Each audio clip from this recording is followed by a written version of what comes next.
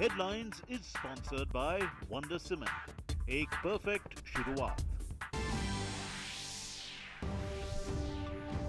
Prime Minister Narendra Modi and his Nepalese counterpart KPS Sharma Oli inaugurate the integrated checkpost Biratnagar via video conferencing. Prime Minister says India and Nepal are working on several cross-border connectivity projects like road, rail and transmission lines and integrated checkposts at major border points for helping mutual trade and movement. Today is the last day to file nominations for the Delhi Assembly elections. Congress releases third list while BJP releases its second list of candidates. BJP fields Sunil Yadav against Delhi Chief Minister Arvind Kejriwal for the New Delhi seat, while Congress fields Romesh Sabharwal.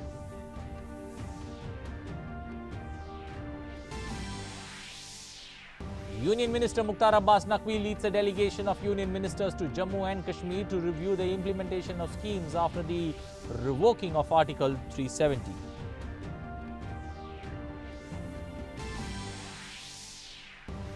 And in sports, the Indian calls to face Japan in the second match at the ICC U-19 World Cup being held in South Africa. Men in blue won their opening match against Sri Lanka by 90 runs. And in the first Grand Slam of the year, Australian Open, all the top players managed to win their respective matches to progress. Roger Federer, Novak Djokovic, Serena Williams, Ashley Barty crossed the first round hurdle without much fuss. Maria Sharapova crashes out. Headlines was sponsored by Wonder Cement. एक perfect शुरुआत. Good afternoon. Headlines at 12:30. I'm Anil Thomas. Now for the stories in detail. Prime Minister Narendra Modi, along with the Prime Minister of Nepal, KP Sharma Oli, jointly inaugurated the second integrated checkpost at the Jogabani Biratnagar through video conferencing. This is the second integrated checkpost built with Indian assistance to help trade and people's movement across India-Nepal border. ICP Biratnagar has been built on 260 acres of land at a cost of around 140 crore rupees. It has all modern facilities for immigration clearance of foreign passengers, export and import cargo handling.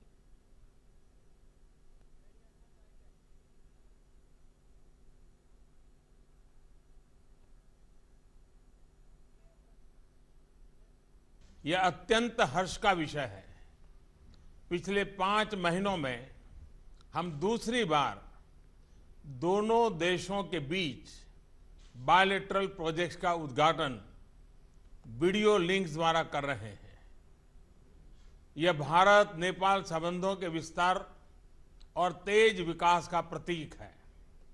Friends, Nepal के चहुमुखी विकास में नेपाल की प्राथमिकताओं के अनुसार भारत एक विश्वसनीय partner की भूमिका अदा करता रहा है। नेबरहुड फर्स्ट मेरी सरकार की प्राथमिकता रही है। Prime Minister Narendra Modi said that India is committed to boosting connectivity with all friendly nations in the neighborhood with an aim to increasing ease of doing business as well as enhancing cultural and people-to-people contact.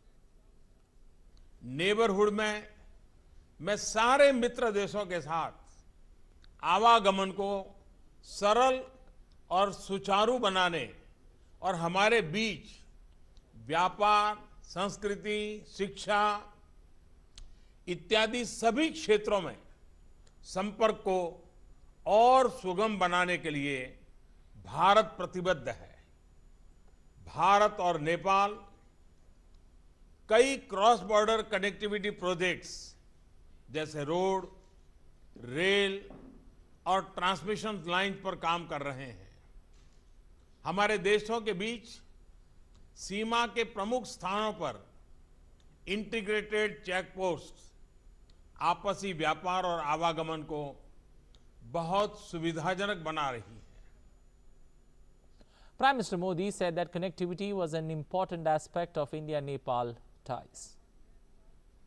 बेहतर connectivity का महत्व तब और भी बढ़ जाता है जब बात भारत और नेपाल की होती है, क्योंकि हमारे संबंध सिर्फ पड़ोसियों के ही नहीं है, जैसा ओली जी ने कहा, इतिहास और भूगोल ने हमें प्रकृति, परिवार, भाषा, संस्कृति, प्रगति और न जाने कितने धागों से जोड़ा है। और इसलिए हम दोनों देशों के बीच अच्छी कनेक्टिविटी हमारे जीवन को और नजदीक से जोड़ती है। The two leaders also reviewed the progress of the joint housing project to rehabilitate earthquake victims. India has assisted in reconstruction of nearly 50,000 houses in Gorkha and Nuwakot districts. 45,000 of them have A country already of been panoramic completed. Himalayas include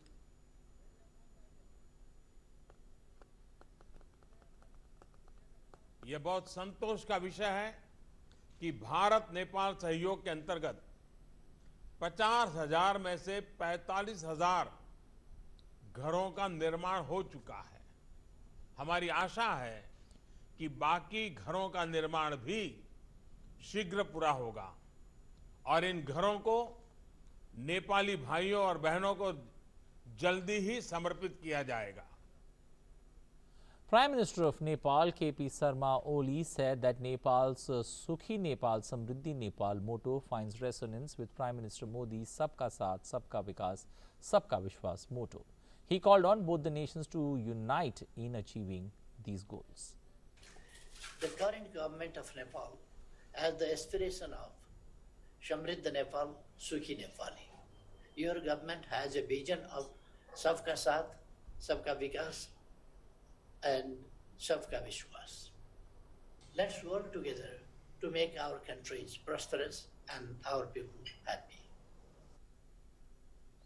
Nepal Prime Minister said that deep political understanding driven by strong leadership has strengthened ties between both countries. This reflects in the speedy completion of development projects. Close friendship and understanding between political leaders and peoples have nurtured our friendly ties. Moreover, timely completion of development projects, especially those providing a direct benefit to the peoples, has added a momentum to our relationship. We need to continue our close cooperative relationship and partnership in the days ahead for the benefit of our two countries and people. Well, back home in the Delhi Assembly elections, the process of filing nominations for the Delhi elections closes today. The scrutiny will take place on Wednesday. The last date of withdrawal of nominations will be the 24th of this month, that's Friday. More than 1.46 crore voters are eligible to exercise their franchise in the Delhi elections according to the final electoral roll. BJP has released a list of 10 candidates for the Delhi Assembly elections which will take place on the 8th of February. BJP has fielded Sunil Yadav against Delhi Chief Minister Arvind Kejriwal from the New Delhi seat. Delhi Chief Minister Arvind Kejriwal will file his nomination papers from New Delhi Assembly constituency today. He was expected to file his nominations for the Assembly elections on Monday. Congress, meanwhile, announced another list of 5 candidates for Delhi elections. As per the list, Jaiprakash Panbar will contest.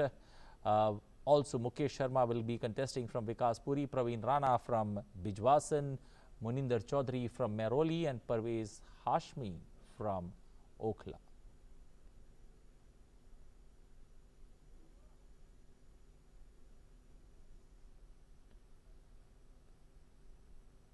As part of the public outreach program in the newly created Union Territory of Jammu and Kashmir, Union Minister Mukhtar Abbas Naqvi visited Kashmir Valley today.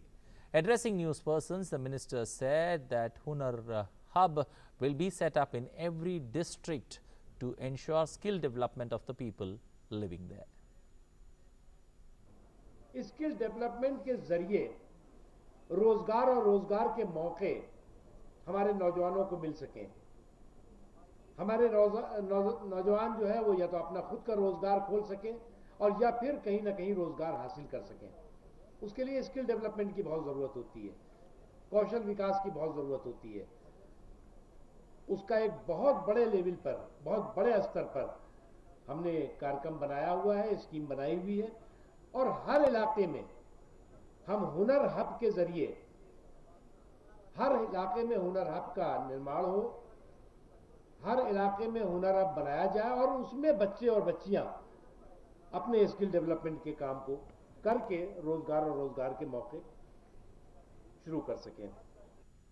With an intent to invite investments to the newly formed Union Territory of Jammu and Kashmir, the three-day Global Investors Summit 2020 will be held in the twin cities of Srinagar and Jammu early this year. As a precursor to the mega event, a pre-summit investors meet was held in New Delhi on Monday. The event, which was a curtain raiser to the three-day Global Investors Summit, showcased policy and regulatory environment, investment opportunities in 14 focus areas to boost manufacturing and employment generation in the region. The aim of the upcoming Global Investors Summit 2020 is to exhibit the different investment opportunities available in the newly formed Union Territory in different sectors. On the occasion, Jammu and Kashmir Lieutenant Governor Girish Chandra Murmu said that the Global Investors Meet with the theme of Explore, Invest and Grow is a platform that will bring together senior entrepreneurs, business from corporate sectors across the country, senior policy makers. Vice President today visited the Aksara Vidyalaya in Nellore district of Andhra Pradesh. Addressing the gathering, the Vice President said children must respect their parents, senior citizens, teachers and nature. Union HRD Minister Ramesh Pokhriyal Nishank also accompanied him.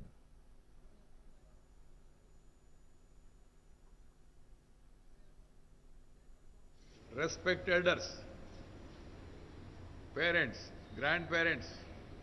Many of our tradition in India is that children touch their feet of their parents and grandparents. Second, respect the teachers who taught you, who is teaching you now. And the third one is respect the nature. Nature is very important for life, for all of you. Respecting the nature is very important. Love, my advice to all of you is love and live with the nature. If you love the nature, nature will love you. Prime Minister Narendra Modi has extended greetings to the people of Manipur, Meghalaya and Tripura on their statehood day.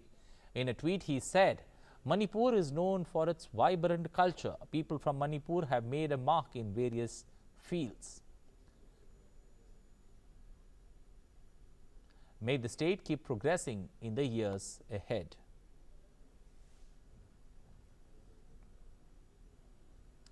On Meghalaya Statehood Day, the Prime Minister Modi said the people of Meghalaya are known for their kind and compassionate nature. From sports, music to conservation of nature, there is much to learn from them. Praying for Meghalaya's development in the coming years. On Tripura Statehood Day, Prime Minister Modi said, we are proud of Tripura's exemplary traditions and contributions to national development. Its people are known for their industrious nature. I pray for the continued prosperity and well-being of Tripura's citizens. Union Minister for Consumer Affairs, Food and Public Distribution, Vilas Paswan, has said that the government will implement One Nation, One Ration card scheme by the 1st of June across the country. Talking to media persons, he added that under this scheme, a beneficiary will be able to avail benefits across the country using the same ration card. 1 जून तक जो है पूरे देश में एक राष्ट्र और एक नेशन, एक राष्ट्र और एक ration card, one nation one ration card हम शुरुआत कर देंगे और उसमें कोई भी आदमी देश का उसको राशन कार्ड मिला हुआ है, कहीं भी कोई चला जाए उसको वही कार्ड के ऊपर में जो है उसको राशन जो है मिलेगा. Haryana former Chief Minister Bhupinder Singh Hooda today appeared before an enforcement directorate court in Panchkula in connection with the Associate Journal Limited case. The money laundering case pertains to alleged irregularities in the allotment of a plot located at C17 Sector 6 in Panchkula by the Hooda government in 1992 to the AJL. The next date of hearing is now February 25th. While moving to western part of India, in Gujarat, a major fire broke out in a 7-storied market in Gujarat today in the early hours, engulfing several shops in the complex. This is what is confirmed by a fire official there. While there are no reports of any casualties so far, the fire brigade has declared a brigade call and deployed over 60 fire tenders, water tankers and hydraulic ladders from across the city to douse the flame. Several shops were gutted in the blaze, which spread rapidly because of the dress materials and other cloth items stored there. Farmers of North Dinjapur district of West Bengal are very happy with getting modern farm machines at subsidized rates under the National Food Security Mission. Here's a ground report from North Dinajpur.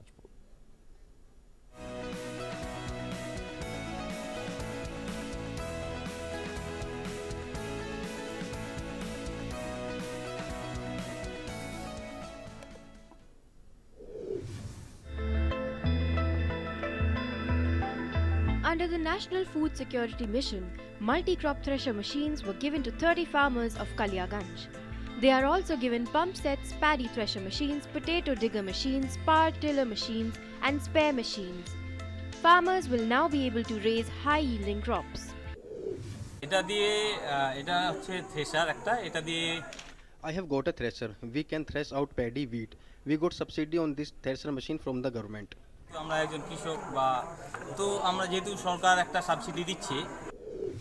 Farmers are happy getting these modern farm implements as they feel farming will get easier using the modern machines.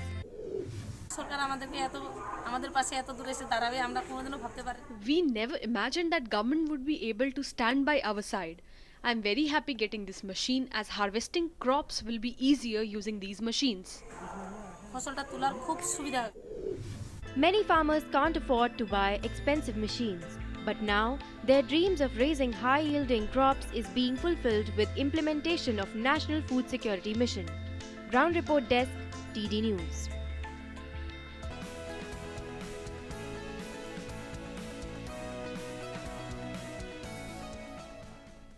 Well, moving to some international stories, the 50th annual meeting of the World Economic Forum opens in Davos in Switzerland today. This year's program focuses on achieving maximum impact on the forum's platform for public-private cooperation across 6 core areas of activity, which includes ecology, economy, society, industry, technology and geopolitics. Among the initiatives to be launched at the annual meeting is one that aims to plant 1 trillion trees over the next decade and to equip 1 billion people with the necessary skills in the age of the 4th Industrial Revolution. Commerce and Industry Minister Piyush Goyal will lead the Indian delegation to the World Economic Forum. Besides, over 100 CEOs, political leaders, including union ministers and chief ministers, will take part in the 50th edition of the annual event. And on the first evening of the World Economic Forum in Davos, actor Deepika Padukone received the annual Crystal Award. The awards are given to cultural leaders who are improving the state of the world through their contribution to inclusive and sustainable change. Padukone was honored for her leadership in raising mental health awareness. Other winners of the Crystal Awards included Chinese dancer and transgender celebrity Jin Xing, Australian artist Lynette Walworth and US artist Thiasta Gates. Deepika Padukone said people must understand depression and anxiety are like any other illness and can be treated, and her own experience has encouraged her to work for this cause.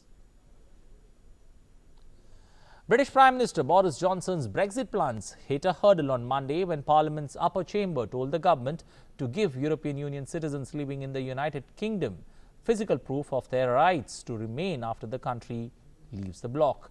The House of Lords voted by 270 to 229 to amend the government bill that paves the way for Britain's departure from the European Union on January 31st, the first of the 3 votes that went against the government. The amendment says European Union citizens living in Britain should be given a document confirming their right of residence. At present, European Union nationals can register online to confirm their settled status but receive no physical proof. A powerful storm named Gloria lashed parts of Spain with high winds, heavy rain and snowfall. The storm has claimed at least 3 lives as it sweeps across Spain, bringing flooding to some parts and heavy snowfall to others. With more than 30 provinces on bad weather alert, Valencia on the Mediterranean coast and the islands there are bearing the brunt of the storm on Monday. National Weather Agency has reported winds up to 115 kilometers per hour and 26 feet high waves in the province of Valencia. Schools are suspended in nearby coastal areas while the Alicante airport was closed for the day. At least 200 flights were cancelled due to bad weather. Among the 3 deaths, 2 persons were killed due to accidents caused by heavy winds and 1 person was killed by a vehicle on snowbound road.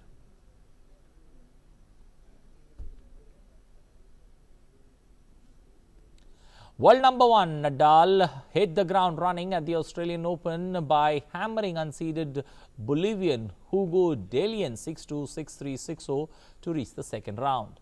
The top-speeded Spaniard had never lost to a player ranked as low as world number 72. Dellien had the year's first Grand Slam and was never in danger of a sunbath afternoon at the Rod Laver Arena.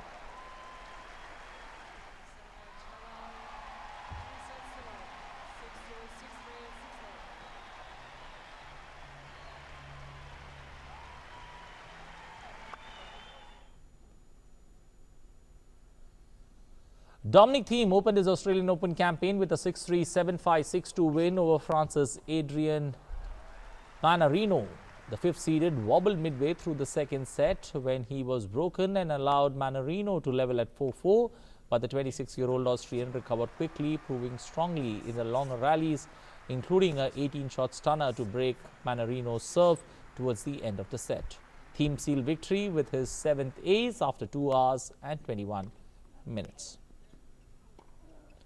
Former champion Maria Sharapova put up a mid-match fight before getting knocked out of the Australian Open at the first hurdle. She was beaten by Croatian Dona Vekic 6-3, 6-4 on the Rod Laver Arena. The 32-year-old Russian was clearly still hampered by the shoulder injury that had restricted her to one previous competitive outing since her opening round exit at last year's US Open.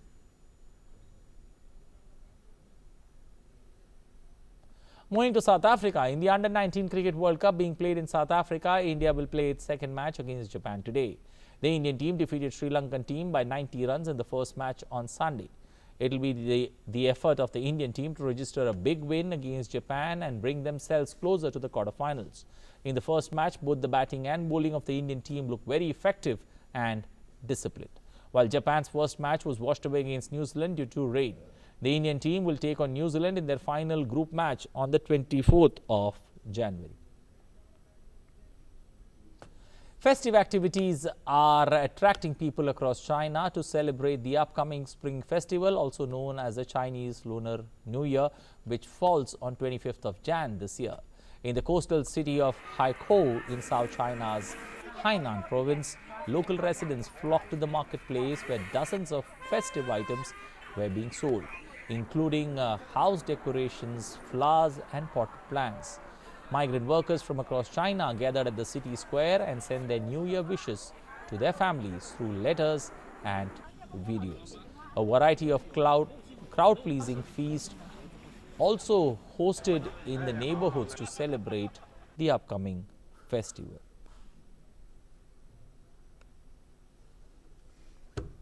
Well, that's all we have time for in this edition of news. But for the latest news and headlines, you can also watch the news while on the move on our YouTube channel. Also, the Twitter handles that you need to follow for regular updates on news in English and Hindi.